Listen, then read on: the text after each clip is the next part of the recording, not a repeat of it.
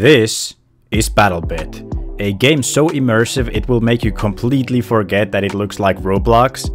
This game is made by only 3 people, offering a Battlefield-like experience with low poly graphics. It has massive 254 player servers with destruction, voice chat, vehicles like tanks and helis, loads of different types of big open maps, and a healthy amount of different weapons and attachments to go with them. Basically, this game has everything you need from a shooter game, and it only goes for around $15 on Steam right now.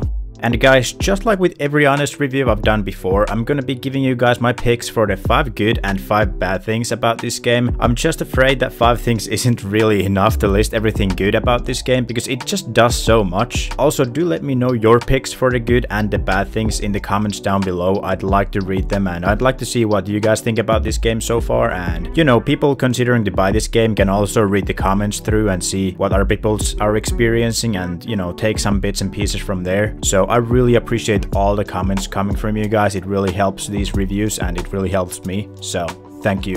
BattleBit was launched into early access on 15th of June, and the player counts have been skyrocketing ever since, hitting just over 86,000 concurrent players last Tuesday, which is more than some AAA titles are pulling right now, and I do think that the low price really has an effect on the matter. Unfortunately, BattleBit is only available on PC right now, but I don't see any reasons why they couldn't release it on consoles in the future. There would surely be a massive audience for it there as well. This game really reminds me of the good old Battlefield 2 and 3 era, and it's really weird how this game can make you so immersed that it sort of upgrades the graphics for you inside your own head, if that makes any sense. Like, you just gotta love the game that runs well and has great gunplay and has a good amount of content in it, even if it means that it will be lacking on the graphical side. This game can, however, be too much at some points, this being especially true with the bigger, more high-pop servers. Like, sometimes I just feel like there is way too much happening at the same time and my brain just sort of gets overstimulated, but that just might be me, I don't know. Like, maybe it's just my crippling depression or something pulling through, but like, it just feels like I'm getting shot from 20 different places, and while the game looks like Roblox, I'm getting blown up by 15 different people, and tanks are shooting me and choppers are flying by. Like, there's just so many things happening that it sort of messes with my brain a little. But yeah, like I said, it just might be me, I don't know. But I think it's about time we jump into the 5 good and 5 bad things about BattleBit. Let's go.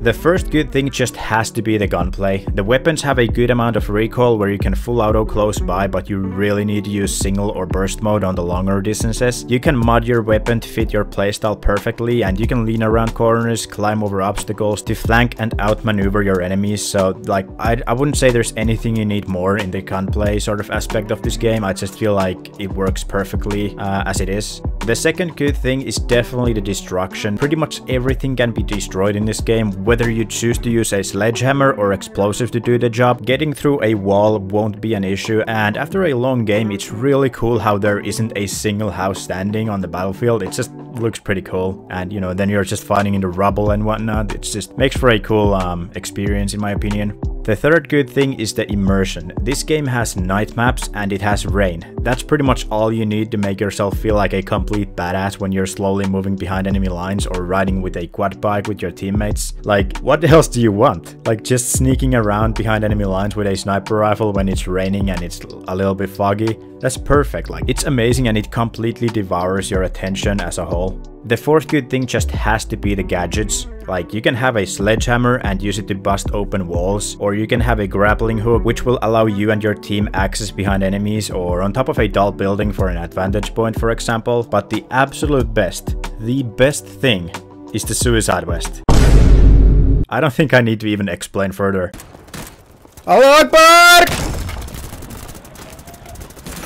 The fifth good thing is definitely the voice chat feature. Of course, it's not for everyone, because some people might find it annoying to have someone constantly screaming. What the station are you?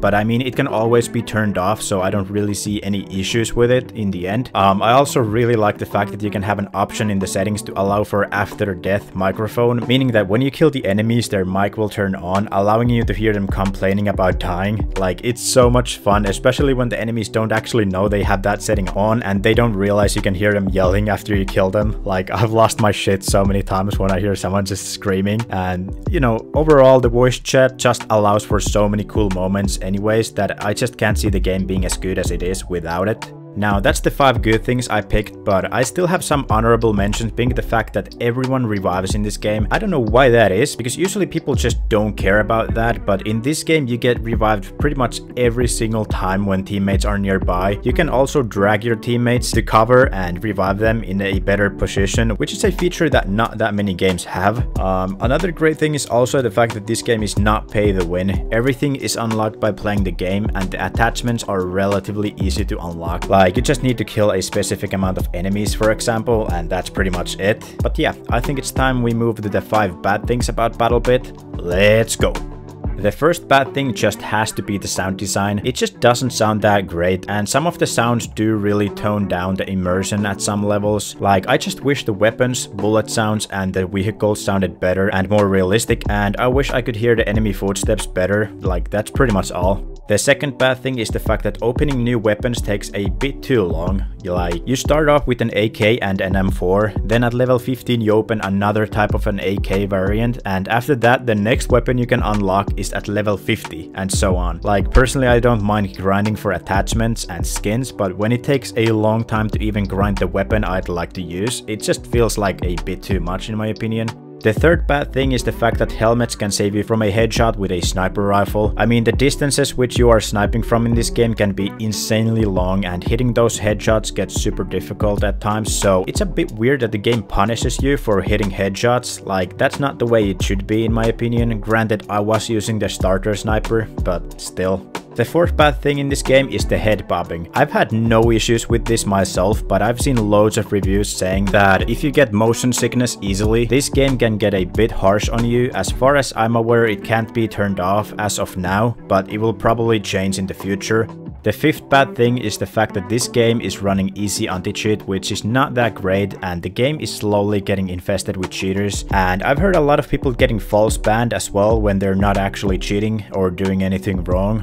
Like, this is a major issue considering there are only 3 guys running this whole show, and with the growing audience that they have right now, 3 people just isn't enough if you want to have the game last or get anywhere over time. Like, you just need more staff and a better anti-cheat system. Now, those are the 5 worst things I could come up with. Now, is this game worth it in the end, and should you buy it?